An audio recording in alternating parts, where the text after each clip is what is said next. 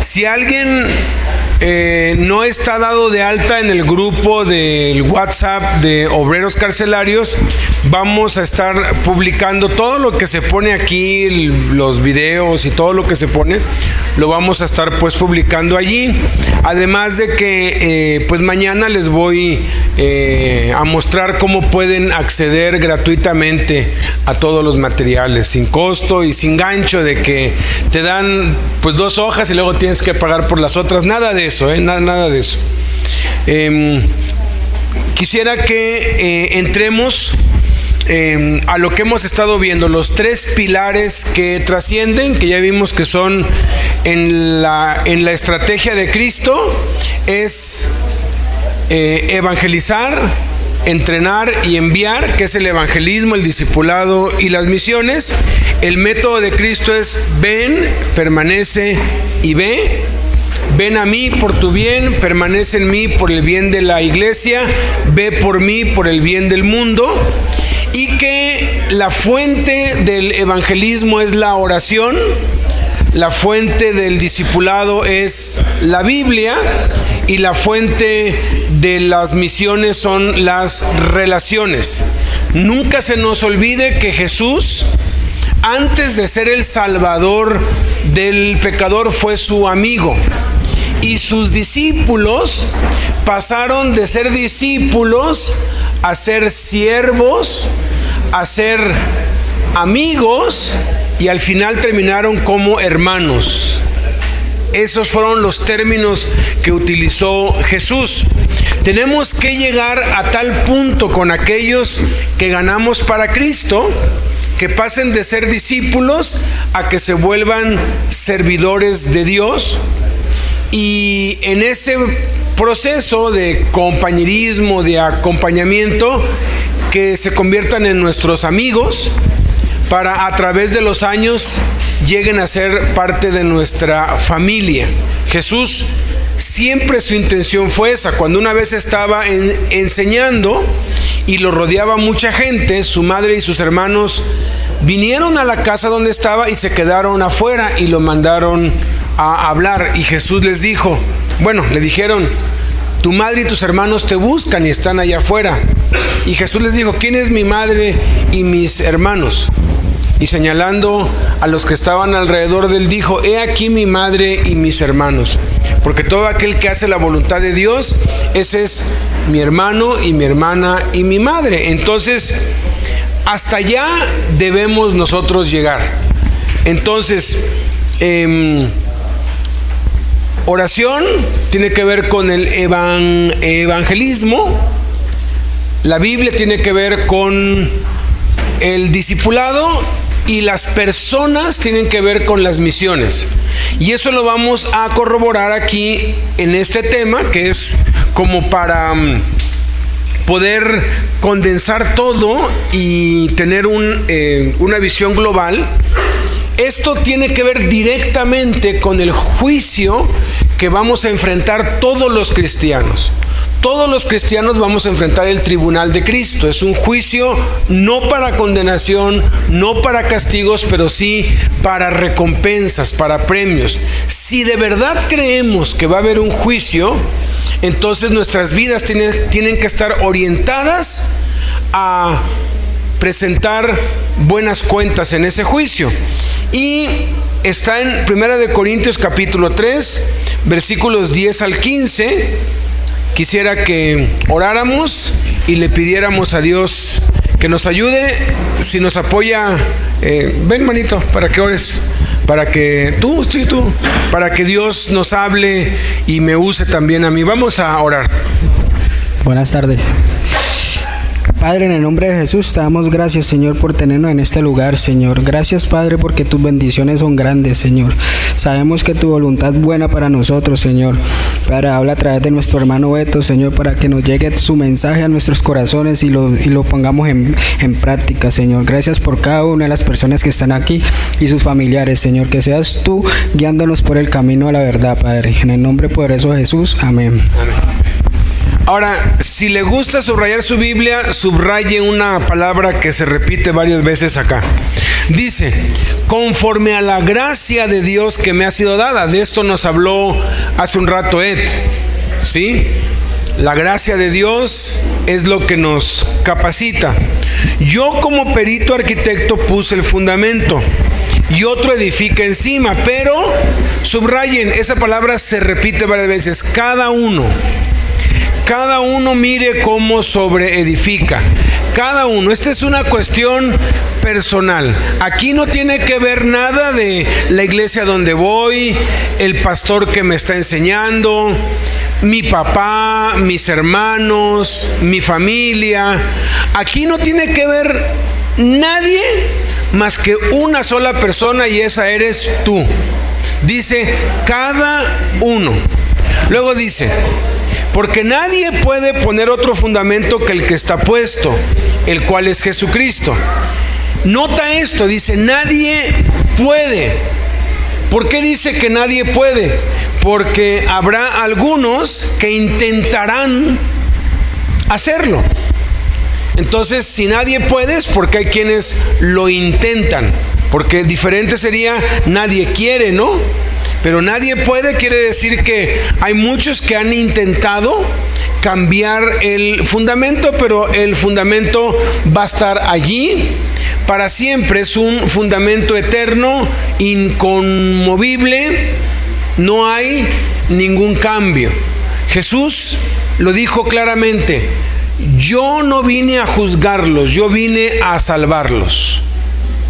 Si alguien no recibe mis palabras, yo no le juzgo, pero hay quien le juzga. Las palabras que yo he hablado, ellas le juzgarán en el día postrero. A Jaime y a mí nos han acusado durante mucho tiempo de ser muy radicales, de ser muy exagerados, de ser demasiado apegados a lo que enseñó Jesús. Y lo que les respondemos es esto: pues bueno, si alguien tiene la culpa de cómo somos, es Jesús. Y en el día del juicio, si lo hice mal, yo le voy a decir, Jesús, tú lo dijiste, que en el día del juicio son tus palabras las que nos van a juzgar. Porque hoy, en este tiempo de tanta confusión, hay muchas cosas que pasan en las iglesias y no sabemos si son de Dios o no son de Dios. Es muy fácil. Conoce a Jesús, conoce Mateo, Marcos, Lucas, Juan. Conoce la vida de Cristo, conoce los hechos de los apóstoles. Muy sencillo. Si Jesús lo hizo o lo enseñó, o sus discípulos lo hicieron o lo enseñaron, es de Dios. Si Jesús no lo hizo ni lo practicó, y sus discípulos no lo hicieron ni lo practicaron, pues no es de Dios, así de sencillo, ¿no? Y nos dicen que no dejamos libertad al Espíritu Santo porque se ha malinterpretado, pero yo he decidido creer en Jesús y seguir a Jesús. Hoy hay una conspiración terrible contra las palabras de Cristo. Luego dice, versículo 12, y si sobre este fundamento alguno, subraya allí alguno, otra vez se va con el individuo. Dios trata individualmente, no trata colectivamente. De hecho, ni siquiera trata familiarmente. Se tiene como por hecho que el padre va a dar cuenta por los hijos. No es cierto. No es cierto. Cuando tú estudias la responsabilidad que vamos a dar ante el juicio del gran tribunal de Cristo, yo voy a dar cuenta si yo fui un buen padre y un buen esposo, pero cada uno de mis hijos va a dar cuenta individualmente por ellos. Mi esposa va a dar cuenta por ella. Yo voy a dar cuenta de si yo fui un buen esposo e hice todo lo que tenía que hacer para ella conforme a lo que Dios manda, pero ella va a dar cuenta individualmente. Por eso es que se tiene la idea No, pues si el padre es un buen padre, los hijos tienen que ser buenos hijos. Eso no es ni siquiera bíblico. El profeta Samuel, no ha habido otro como él, un hombre excepcional, y sus hijos eran terribles. Yo he conocido hombres terribles, maldosos, asesinos, con hijos ejemplares.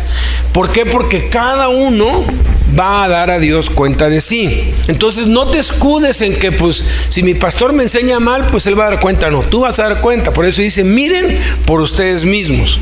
Luego dice, si alguno edificare oro, plata, piedras preciosas, madera, heno, hojarasca, está hablando de 6 materiales, 3 que resisten el fuego y 3 que no. Dice el versículo 13, la obra de cada uno, subrayen otra vez cada uno, se hará manifiesta, porque el día la declarará, pues por el fuego será revelada. Y la obra de cada uno, otra vez subrayen cada uno, cual sea el fuego la probará. Si permanece la obra de alguno, otra vez subrayen alguno, nunca usa plural cuando habla sobre el juicio. Que sobreedificó, recibirá recompensa. Si la obra de alguno se quemare, él sufrirá pérdida. Si bien él mismo será salvo, aunque así como por fuego. No vamos a perder nuestra salvación, pero vamos a perder recompensas, galardones, premios, coronas que nos están prometidas en la Biblia. Lugares de autoridad. Yo no lo podía creer cuando lo revisé y lo estudié a fondo. Va a haber ricos en el cielo. No va a haber injusticias, pero va a haber quienes van a tener más y quienes van a tener menos. Porque Él dijo, háganse tesoros en el cielo. Y también dijo, así es el que es rico para con Dios. ¿No? También habla de que aquel que pone en práctica lo que Él mandó va a ser llamado grande en el reino de los cielos. La mamá de los hijos de que se llama Zebedeo vino y le dijo, Señor, quiero que mi hijo esté uno a tu izquierda y otro a tu derecha. O sea, que en tu reino uno de mis hijos sea el secretario de gobernación y el otro el secretario de hacienda. O sea, los 2 ministros más importantes. Jesús pudo haberle dicho, no entiendes, en el reino todos vamos a ser iguales. Allí no va a haber ninguna diferencia, pero sí va a haber. Jesús dijo, esos lugares, mi Padre sabe a quién se los va a dar. Va a haber una mesa y ahí se van a sentar del oriente, del occidente. El centurión, ese gentil, va a estar ahí. Dice, pero los hijos del reino van a estar allá afuera de lejos. Sí, es algo que debemos tomar en cuenta. Entonces, menciona 3 elementos que van a trascender, que van a pasar la prueba y que nos los vamos a llevar. C.S. Lewis, el autor de las Crónicas de Narnia, esas son películas para niños muy famosas, que escribió muchos libros, un gran autor cristiano, él una vez dijo, si algo no es útil por la eternidad, es eternamente inútil. Entonces, si yo no invierto mi vida en estas 3 cosas, todo lo demás que yo haga se va a quedar aquí y va a ser pérdida. Entonces, ¿cuáles son? Empezamos con el oro. Habla de oro, plata y piedras preciosas, que son los que no se van a quemar, los que nos vamos a poder llevar hacia allá. ¿Qué significa el oro? Bueno, hay muchas interpretaciones acerca de esto. A mí siempre me gusta buscar la interpretación en la Biblia. Cuando tú buscas qué significa el oro en la Biblia, siempre se asocia con la divinidad. Cuando los magos le llevan a Jesús, le presentan sus 3 regalos, oro, incienso y mirra, el oro estaba honrando la divinidad de Jesús. El incienso estaba honrando su sacerdocio y la mirra estaba honrando su muerte. Esos fueron los tres símbolos. El oro siempre está relacionado con Dios, pero también el oro se relaciona con otra cosa muy interesante aquí en Apocalipsis 8 del 3 al 5. Dice: otro ángel vino entonces y se paró ante el altar con un incensario de oro. Fíjate, el incensario en el Antiguo Testamento se usaba para presentar oraciones. Pero resulta que aquí en el Apocalipsis, en una visión del cielo, en la eternidad, el incensario es de oro. Y se le dio mucho incienso para añadirlo a las oraciones de todos los santos. Apocalipsis 8:3. Sobre el altar de oro que estaba delante del trono. Noten esto: incensario de oro, altar de oro, oraciones de los santos. Y de la mano del ángel subió a la presencia de Dios el humo del incienso con las oraciones de los santos. Y el ángel tomó el incensario y lo llenó del fuego del altar y lo arrojó a la tierra, y hubo truenos y voces y relámpagos y un terremoto. ¿Qué representa el oro de acuerdo con la perspectiva eterna? Yo he estudiado mucho esto. Hay más de 10 interpretaciones diferentes acerca de qué es el oro, la plata, las piedras preciosas, madera, heno y hojarasca, pero casi todas están asociadas con la iglesia y con lo que hacemos aquí. Pero cuando buscas la perspectiva eterna, te encuentras con que el oro significa la oración. En Éxodo 28 nosotros vemos que el pectoral que el sacerdote se ponía y que todos se tenían que poner era un pectoral de oro, y tenían que entrar con ese pectoral y quemar el incienso y presentar las oraciones. No podían orar sin el pectoral puesto, y el pectoral de oro cubría el corazón. ¿Qué es lo que afecta la oración? El corazón. Afecta lo que sentimos, porque lo que hacemos es resultado de lo que sentimos. Y lo que sentimos, pues depende en gran parte de nuestra vida de oración, si es abundante o es escasa.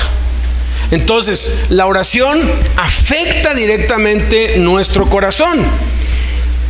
Y es algo que tenemos que tener bien controlado, porque sobre toda cosa guardada debemos guardar nuestro corazón, porque del corazón mana la vida. Engañoso más que todas las cosas y perverso es el corazón.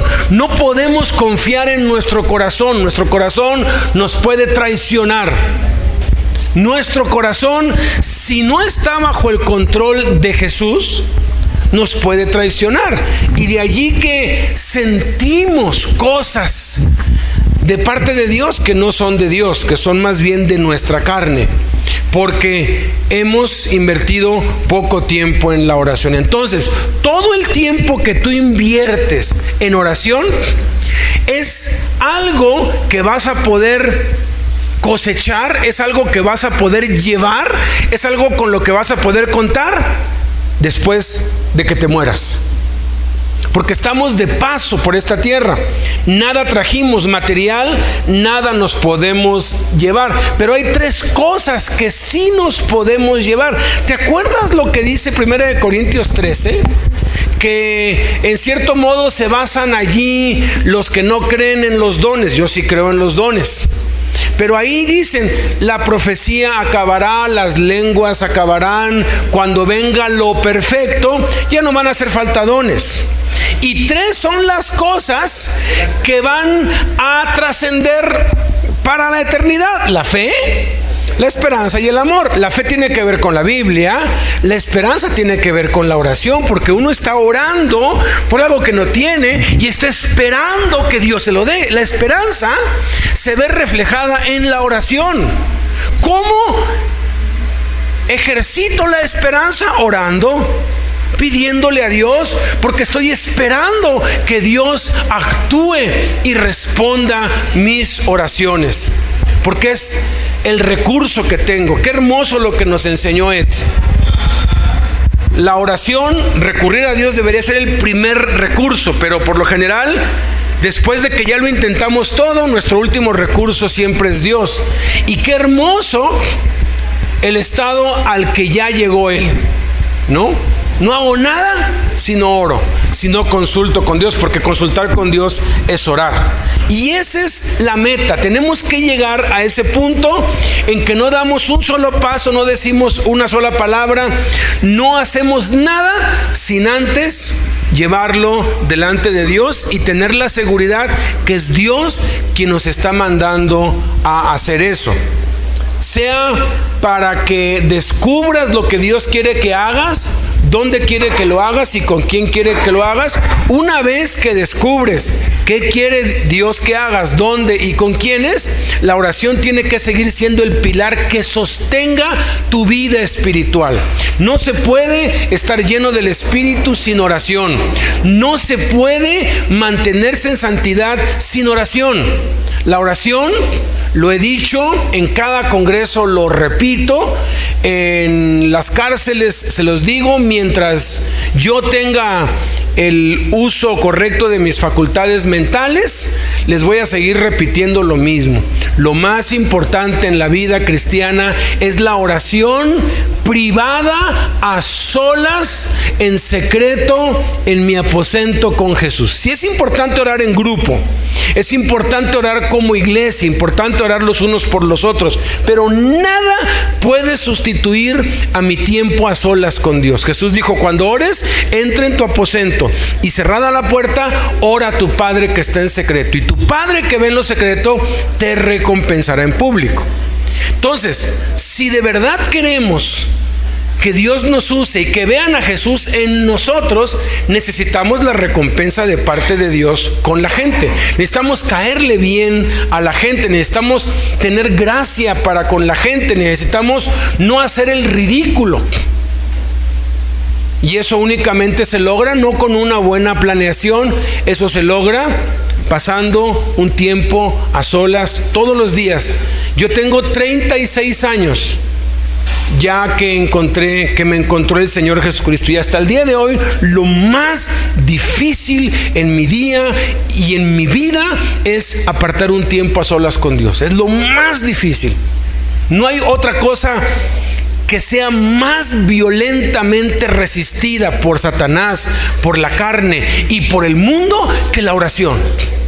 No hay otra cosa. ¿Por qué? Porque Satanás se ríe de nuestros planes, se ríe de nuestras actividades, se ríe de nuestros proyectos, pero tiembla cuando nos arrodillamos.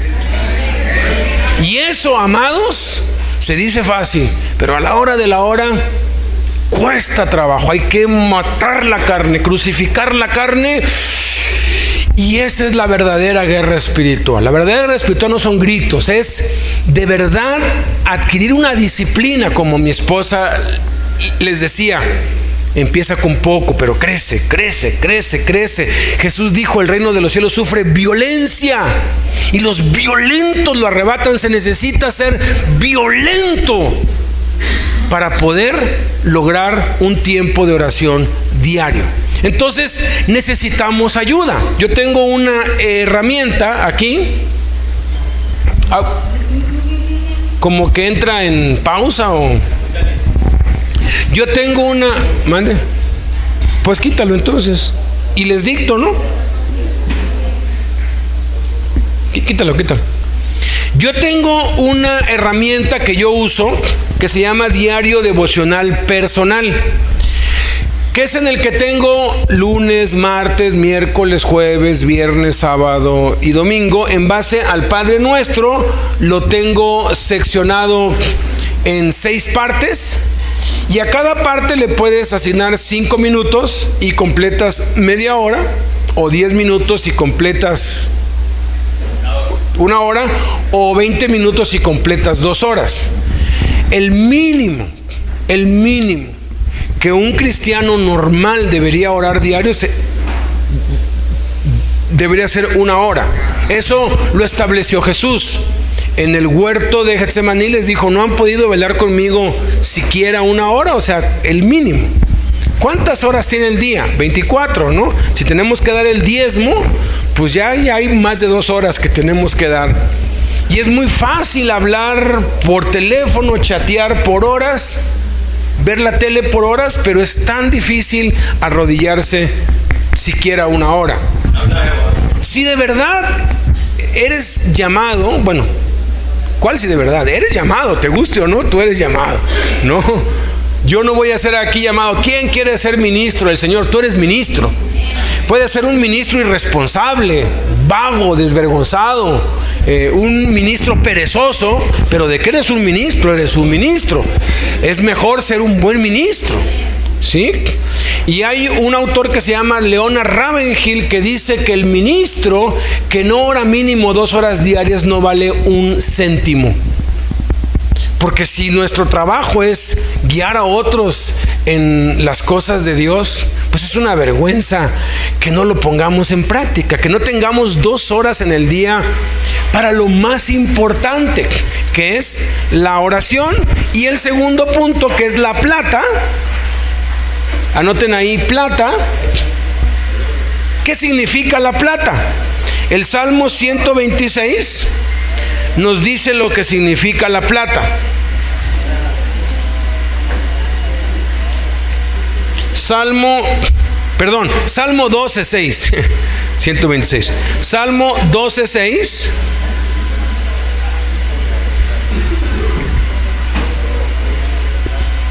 Dice, las palabras de Jehová son palabras limpias, como plata refinada en horno de tierra, purificada 7 veces. Aquí está clarísimo que la plata representa la palabra de Dios.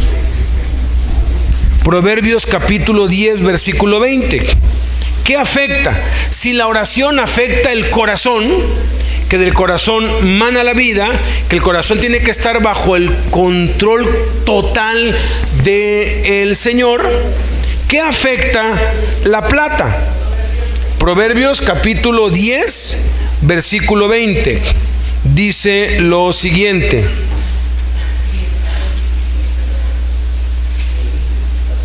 Proverbios 10:20. Dice, plata escogida es la lengua del justo. La palabra afecta lo que hablamos. Jesús dijo, de la abundancia del corazón habla la boca. Y aquí es un tripié, ¿sí? Un tripié. Esto, si le falta una pata, no se sostiene, se cae. No es como una mesa de 4 patas, es un tripié. La Trinidad es un tripié, Padre, Hijo, Espíritu Santo. Entonces, si yo tengo mucha oración en mi vida, pero no tengo palabra de Dios, o sea, hay quienes tienen o 1 o 2 de estos 3 pilares, pero no tienen los 3. Y sus vidas fracasan. ¿Por qué? Porque si hace falta tan solo uno, entonces la vida se derrumba porque no se puede sostener. Hay quienes le dan toda la importancia a la oración y menosprecian la Biblia. Y hay quienes le dan toda la importancia a la Biblia y menosprecian la oración.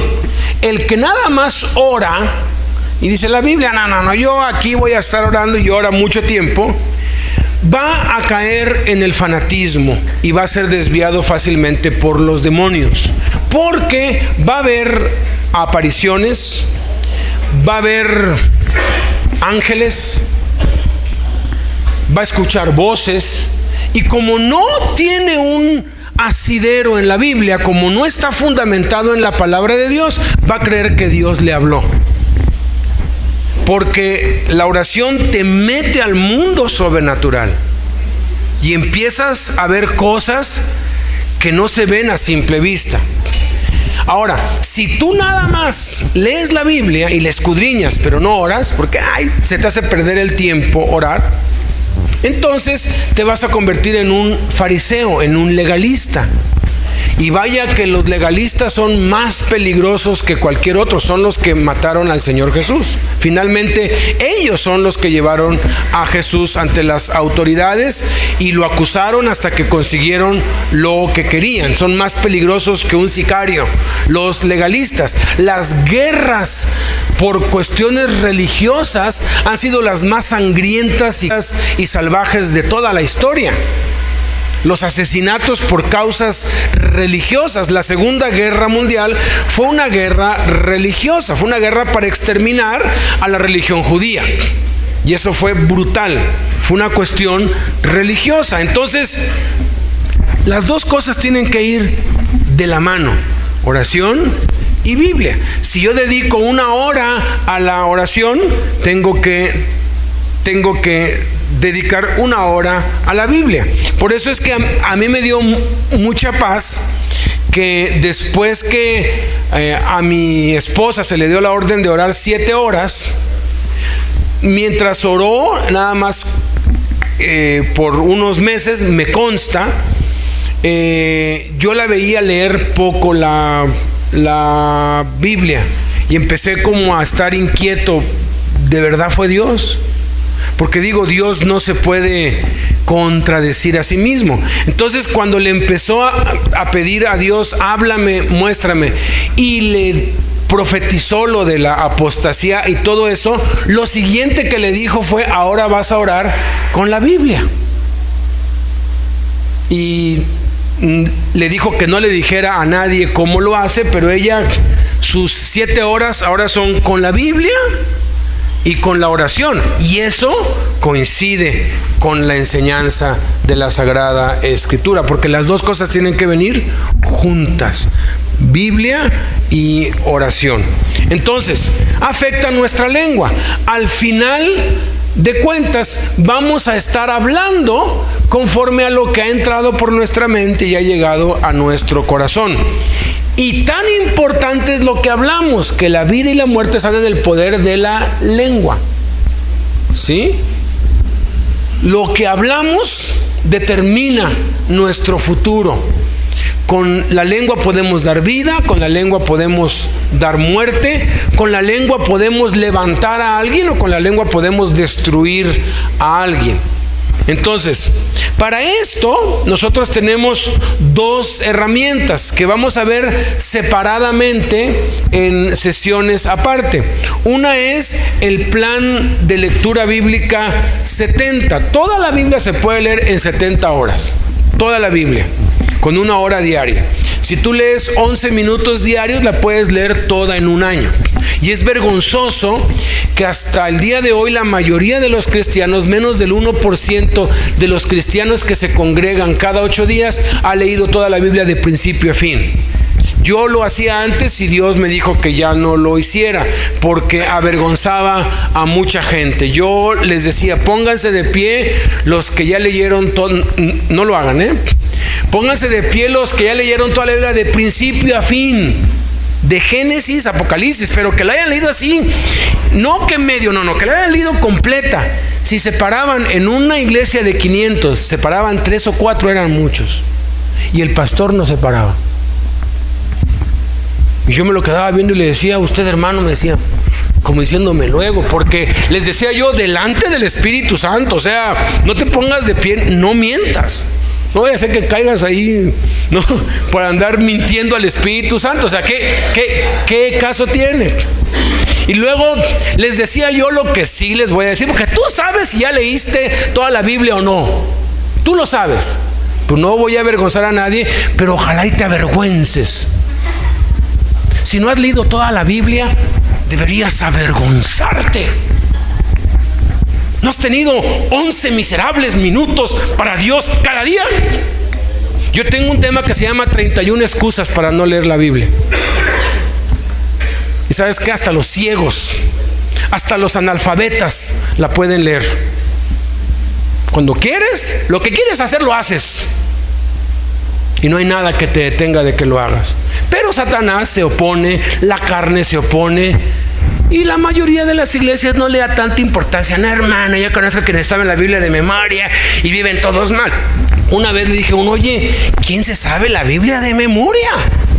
No, uno por ahí que se sabe toda la Biblia de memoria y anda pues drogándose. Yo dije, pues me interesa conocer al que se sabe toda la Biblia de memoria, ¿no? Oye, ¿te sabes toda la Biblia de memoria? Sí. ¿Cuánto tiempo te tomó? Poco. Dije, ¿cómo que poco tiempo? Sí, me la sé toda. Génesis, Éxodo, Levítico, Números. Le dije, En Columbine, en ese tiroteo que hubo, uno de los asesinos, en la prensa salió, se sabía la Biblia de memoria. Investigué y se sabía la lista de los libros. Eso es muy diferente. Eso es muy diferente. Se saben uno que otro texto ahí pero no es cierto. No hay uno solo que se sepa la Biblia de memoria, que su vida no sea una vida de éxito. Los judíos, los ortodoxos, desde niños les meten la Biblia y a la edad de 18, 19 años se saben todo el Antiguo Testamento de memoria. Y por eso es que 15 millones de seres humanos gobiernan el mundo. Tienen más del 60% de todas las riquezas de este mundo, de 7,000 millones. Porque son gente que ama la Biblia. Son gente que cree lo que Dios dijo. Nunca se apartará de tu boca este libro de la ley. Día y noche meditarás en él, porque entonces harás prosperar tu camino y todo te saldrá bien.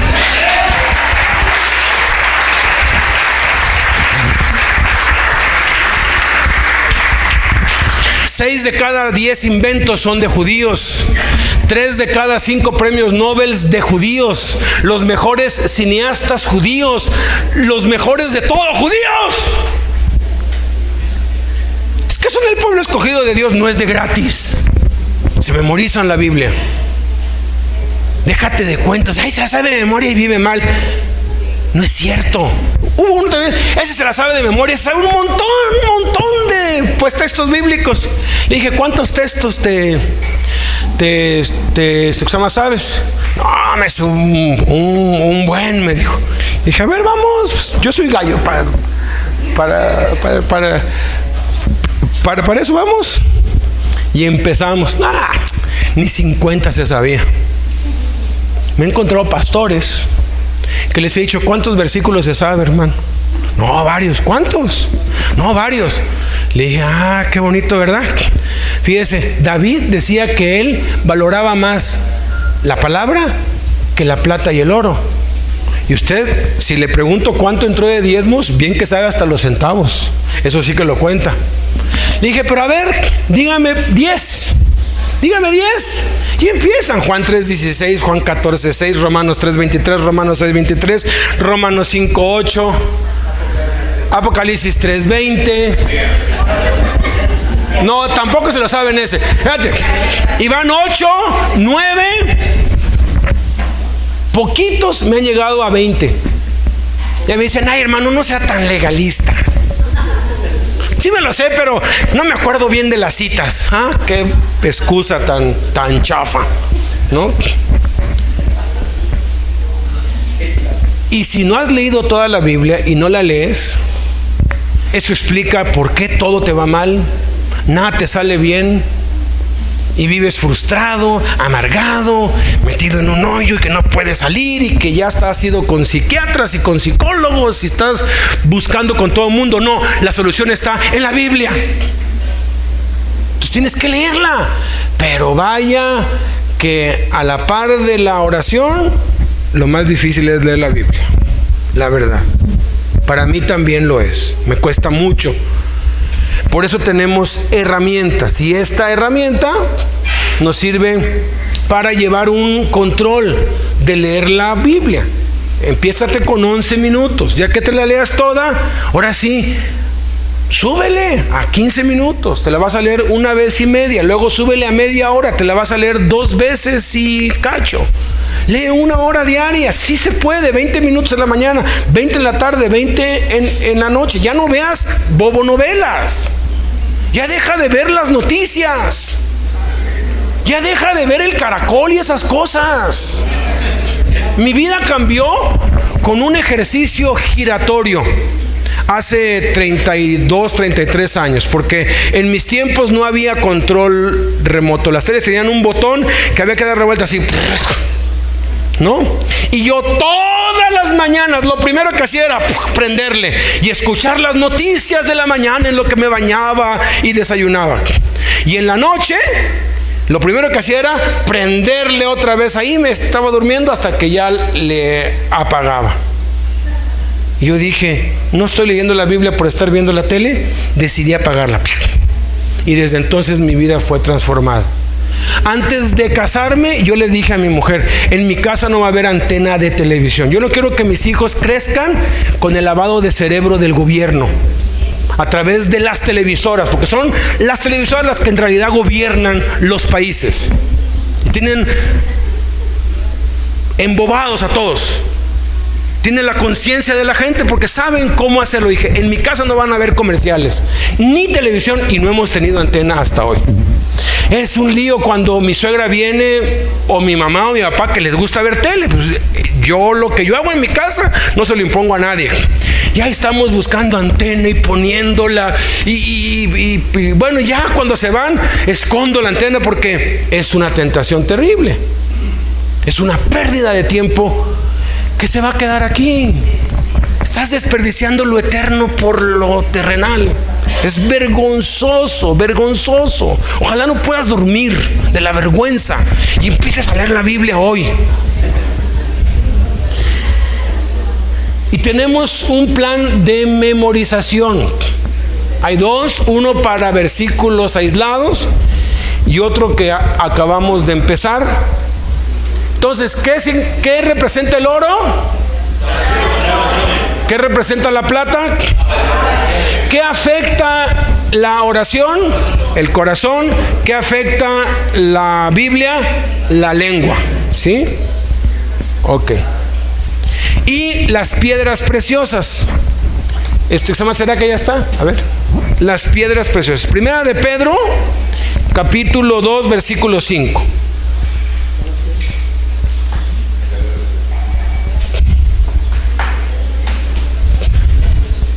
Primera de Pedro 2:5 dice: vosotros también, como piedras vivas, sed edificados como casa espiritual y sacerdocio santo, para ofrecer sacrificios espirituales aceptables a Dios por medio de Jesucristo. Las piedras preciosas, de acuerdo con la Biblia, representan las personas. Las personas. Primera de Pedro 2:5. ¿Qué legado dejó Jesús? ¿Un edificio? ¿Verdad que no? ¿Jesús invirtió en construir algo?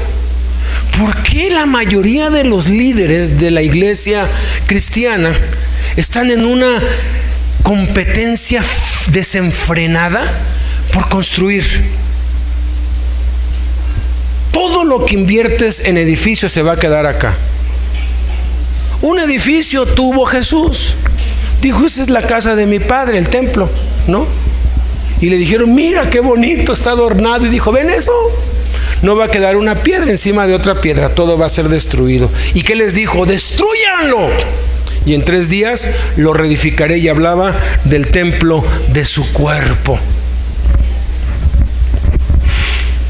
El verdadero legado de un líder se ve después de que el líder se ha ido. Una vez que el líder muere y se va, ahí es donde se ve si lo que hizo fue oro, plata, piedras preciosas, o fue madera, heno y hojarasca. Hay ministerios enteritos que cuando el líder muere se viene para abajo todo así, o cuando el líder cae, todo se viene para abajo, como efecto dominó. Pero Jesús murió, resucitó y se fue, y les dijo: les conviene que yo me vaya. Y cuando Jesús ya no estuvo, la obra se multiplicó y creció. Entonces, nuestro legado tiene que ser como el de Jesús. Tenemos que invertir en Dios por medio de la oración y de la palabra, y tenemos que invertir en las personas, nuestro tiempo, nuestras palabras, nuestras lágrimas, nuestras oraciones, nuestra enseñanza, nuestra vida, jugar al fútbol con ellos, convivir, formar personas, discipular a otros. Es esas tres cosas las que van a trascender. Todo lo demás no va a trascender en esta vida. Mateo capítulo 7, versículo 12 dice: todas las cosas que quieran que los hombres hagan con ustedes, hagan también ustedes con ellos, porque esto es la ley y los profetas. Esa es la regla de oro. Y las piedras preciosas afectan nuestras relaciones, empezando por la esposa, los hijos, los padres. Pongo a la esposa y los hijos antes que los padres, porque cuando ya alguien está casado, su prioridad son su esposa y sus hijos, y en tercer lugar sus padres. Cuando alguien está soltero y es menor de edad o vive bajo el techo de sus padres, lo más importante son sus padres. Es muy triste, pero a veces somos candil de la calle, luz de la calle y oscuridad de la casa. Ayudamos a todo el mundo, pero no ayudamos a los nuestros. Y tenemos que regresar al modelo del libro de los Hechos. En el libro de los Hechos eran los padres quienes instruían a los hijos. Los hijos eran instruidos en la casa por los papás y estaban en la iglesia, en la casa. Ese concepto de vamos a tener un cuarto aparte para los niños surgió en el siglo XIX con un hombre muy grandemente usado por Dios que se llama D.L. Moody. Él fue el que hizo el cambio en la mayoría de las iglesias, porque hasta ese entonces en las iglesias se congregaban todos juntos. Hombres, mujeres, niños. A veces había quienes ponían a los hombres en un lugar, a las mujeres en otro y a los niños en otro, pero todos estaban en el mismo lugar y todos oían lo mismo. Y de pronto este hombre Moody, con buenas intenciones, dijo: no, aquí algo anda mal. Los niños tienen que estar en otro lugar porque hace mucho ruido. Las mujeres y los hombres juntos. Y tenemos que hacer lo que se llama la escuela dominical y la escuela bíblica de vacaciones. Y todo eso empezó en el siglo XIX. Han pasado casi 200 años. Hay un ministerio que se llama World Map, que hace como que un balance, hace estudios sobre la iglesia a nivel mundial, hacen estadísticas. Y ellos han encontrado que 9 de cada 10 hijos de cristianos que nacieron en un hogar cristiano y se criaron en templos y desde niños fueron llevados a la iglesia y llevados con los niños y a la escuela dominical y a los campamentos de verano y a la escuela bíblica de vacaciones y todo el sistema evangélico que no es neotestamentario, que nació en el siglo XIX, 9 de cada 10 no han seguido en el evangelio. O se han ido al mundo o se han vuelto seculares y no quieren saber nada de Dios. Si bien no se han vuelto drogadictos y eso, pero no siguieron los pasos de sus padres. Y si nosotros no tenemos a los niños, a los jóvenes siguiendo nuestros pasos, el evangelio se va a ir para abajo.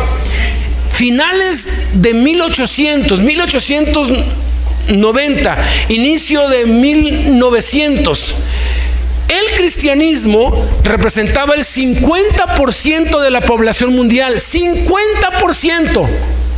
Y recién habían iniciado 30 años atrás las escuelas bíblicas, los seminarios teológicos y el ministerio de niños. Y de 1900 a 1960 se redujo del 50%, que si hubiera seguido con ese ímpetu, ahorita estaríamos en un 80% de cristianos en el mundo.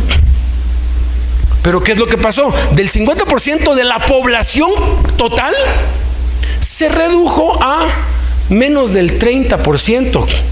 Y para 1970 el cristianismo llegó a ser una minoría de 20%. Gracias a Dios por los chinos, porque si no fuera por los chinos seguiríamos siendo minoría. En 1970 empezó un avivamiento en China que de menos de 100,000 hoy son más de 250 millones de cristianos, sin congregarse en templos, congregando en casa con sus niños, padres enseñando a sus hijos, hijos enseñando a sus hijos, todo en la casa, la relación familiar. Porque cuando se habla de relaciones, se está hablando primero de la familia, los que viven en la casa. Y es muy fácil para nosotros ir, endosarle nuestros hijos a otros, y el resultado está ahí. El resultado está ahí. Y es muy triste. Es muy lamentable. ¿Qué herramienta usamos nosotros para esto? La mayordomía. Nosotros hay un curso completo que se llama Jesucristo y la mayordomía, que es enseñado por un argentino que se llama Juan Carlos Ortiz. Y él enseña que tenemos que empezar en la casa, con la esposa, con los hijos, con los que están en casa. Si cada jefe de hogar, si cada hogar se responsabiliza de enseñar a orar y a leer la Biblia a sus hijos, de sembrar en sus hijos el oro y la plata, va a mejorar la relación entre padres e hijos, y los hijos van a repetir lo mismo con sus hijos. Ese es el modelo judío. Dios le dijo a Abraham: ¿sabes qué? Te voy a revelar todo, porque sé que tú enseñarás a tus hijos y a los hijos de tus hijos y a los hijos de los hijos de tus hijos. Y esto que te mando se lo enseñarás a tus hijos y a los hijos de tus hijos y a los hijos de los hijos de tus hijos. Y gracias a China, el cristianismo no es una minoría a nivel mundial. Pero todavía muchos dicen: ay, no, los cristianos somos 3,000 millones. Alto, los católicos no cuentan. El catolicismo no es cristianismo. Hay 2,000 millones de católicos, 1,000 millones de cristianos. Todavía somos una séptima parte del mundo. Pero ya somos la mitad de los católicos. Antes éramos el 10, ¿no? Y gracias a los chinos que han evangelizado toda esa parte, la India, están evangelizando por todos lados. ¡Qué vergüenza para nosotros! ¿Por qué no volver a lo elemental y hacerlo? Nos va a tomar 50 años, pero 50 años van a pasar de todas maneras.